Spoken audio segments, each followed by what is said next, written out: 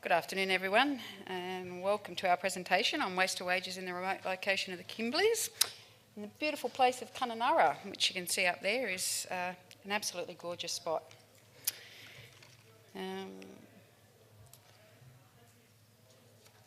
My name is Borland and I work for Resource Recovery Australia as the Reuse Shops Retail Manager, and I provide consulting support to other organisations about reuse shops.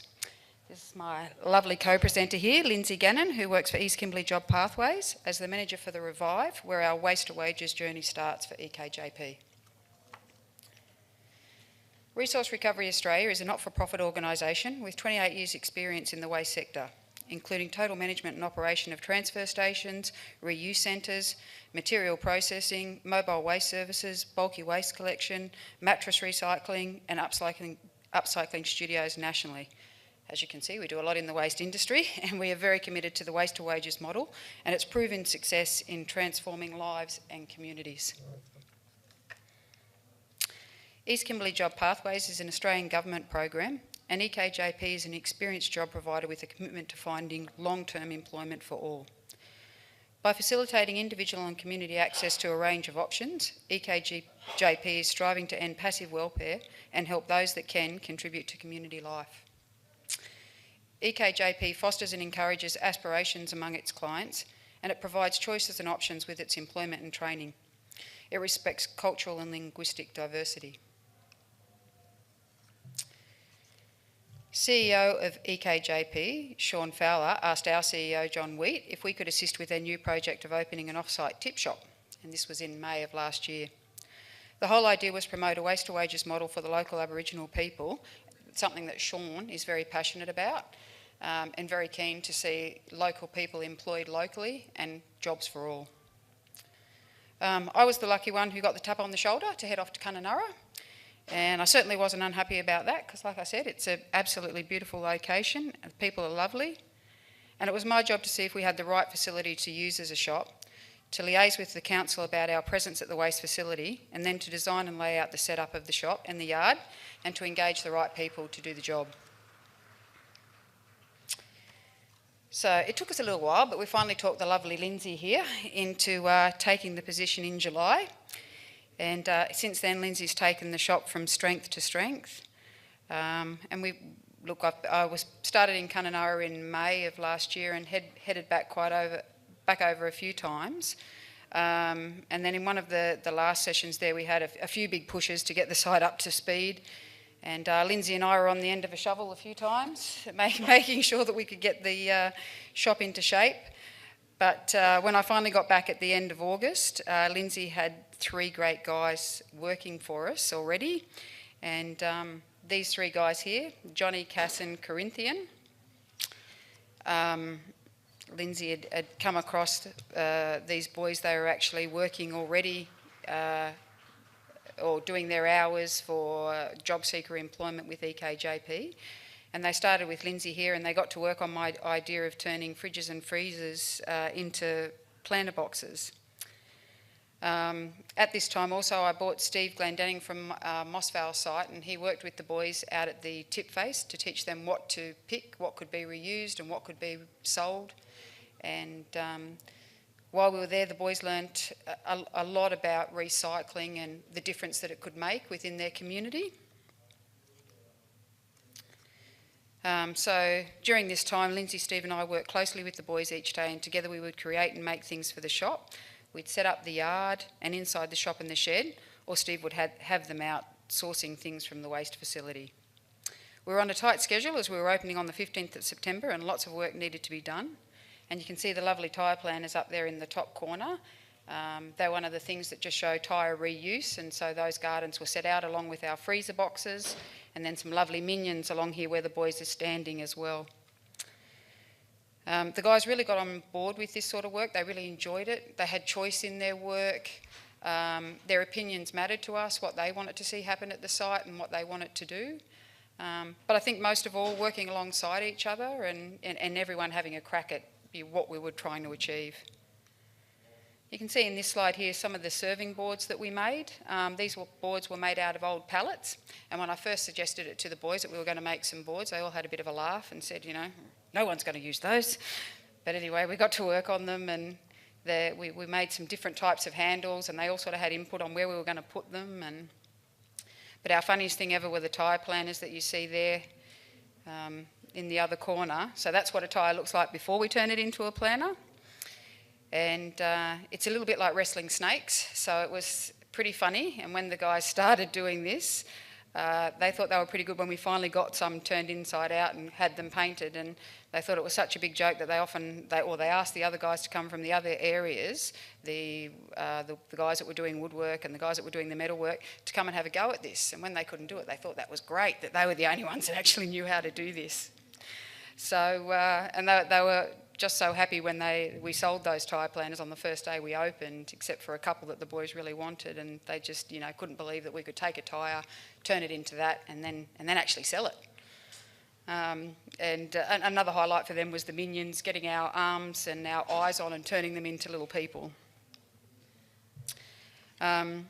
We could all see the difference that the work like this was having on the boys, just, like I said, working together and being a part of something. They loved being in the waste to wages model and just enjoyed coming to work each day. Lynsey sent me this photo of Johnny buying a tyre planner out of his first pay and told me that Cass and Corinthia had also bought one each too. I was just so happy. I just couldn't believe that we'd actually come full circle in the waste to wages model, and that, these guys were proud of the work that they had done, and I was so proud of them. We opened the shop on the 15th of September last year, and we took nearly $5,000 in 4 hours. The community was so happy with the shop and the facility, and I guess the effort that we had put in and just the transformation, but I can tell you the boys were even happier. They were thrilled, and they all brought their families along to see everything that, that they had done, and that, what we had created together. And for me, it was just a fantastic journey, seeing the waste to wages model come to fruition in a remote Aboriginal location and seeing how it changed the boys' lives. I felt really lucky to be a part of it, and I can't wait to go back to Kununurra and see how they're all going. And that's it for me. I'd like to hand over to Lynsey now, and she can tell you all about how the boys are doing now and some of the new faces at the Revive. Thank you. Hello everybody. I'm a bit of a newcomer to the waste industry, so forgive me if I stutter. Basically what Ali said's correct. We set up last year with the waste to wages model, and if you'd have asked me last year what that meant, I wouldn't have had a clue. But it really is, the proof is in the pudding, sorry, what I meant to say. We turned a very, very new idea and a new concept into the Kununurra community into real life, and the impact that this site has had on the young men that you see in these slides is very real. Cassius, who you see here, Cassius was 18 when he joined us, a very shy young man, very, very well presented, educated, wanted to get ahead, but really just didn't have the confidence to go ahead and do that. He has progressed in the last 6 months from casual employment into full-time employment. So he's now a permanent full-time employee. He's doing really well, but I think the confidence that working within a team and the structure that Revive offered him, as well as what Ali said, that the real kind of inclusion of our team is that everyone works together. No one's in charge. We need our ideas to bounce off each other. Everybody really has a say in what happens at the site, and I think that, along with our uniforms and the real teamwork that we kind of present, it made it a place that people wanted to come to work. So the guys were proud to come in. There were people on the Work for the Dole programme saying, how can we get to go to Revive? And these guys would say, you wouldn't last. It's hard work, it's 40-degree heat, we're out at the landfill, we're out picking. Cassius has now left us, which we're very sad about, but the one thing we always say is that Revive is not the destination. It is definitely a development and training pool that we're happy to see people progress in, but we do want them to move on. Johnny Martin is permanently employed with me now at Revive. He recently won Employee of the Month. He was so, so proud. A lot of the comments basically ran towards that he was a very, very strong role model for young Aboriginal men in our community. He's a father of 4. His partner and their children come to the shop, as do his family members. They sometimes travel 2 to 3 hours from our community to come and see us. It's a testament to Johnny's work that he was given Employee of the Month. We have over 100 employees at our organisation. Prior to coming to Revive, Johnny was a very unsettled job seeker. He struggled with attendance. He struggled with even sometimes his children getting to school on time. The structure of Revive has assisted him and his partner in putting some new practices into place in their home life, as well as solid employment. Corinthian is probably, he's overcome many, many challenges. He really has. He's a great guy, and he has a lot of, I suppose what you would say are barriers to some people. We take it as challenge accepted.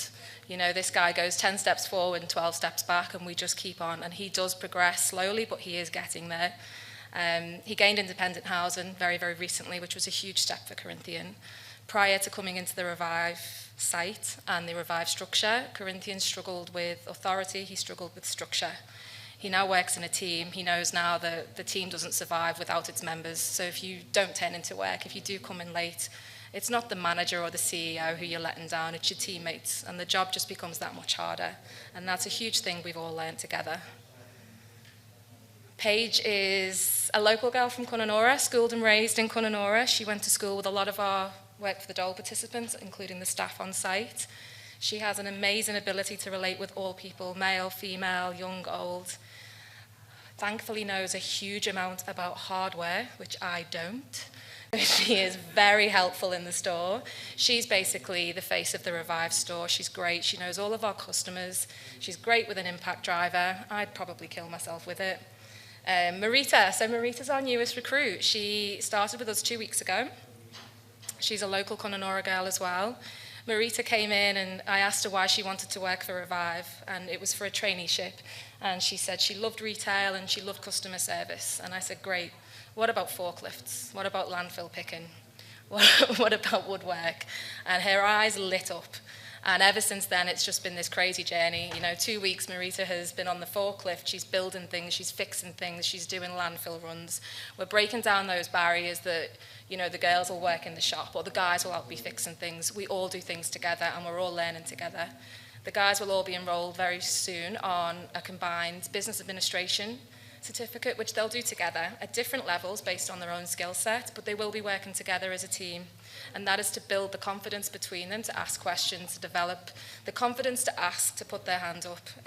The one thing that I've been most proud of for all of the guys is the customer service skills they've developed. Kununurra, and I don't know if any of you guys have ever been there, it is a huge tourism town. There is a lot of opportunities for people, especially for Indigenous people in tourism. It doesn't happen very often, which is very sad, but the confidence you get when making a phone call to a customer, when greeting a customer, when delivering things to a customer and being able to identify yourself, who you are, and answer questions about the site, the store, and the waste to wages model. That's what these guys all have now. It used to be me kind of in the front going, oh, this is what we do. Now they just won't shut up, basically.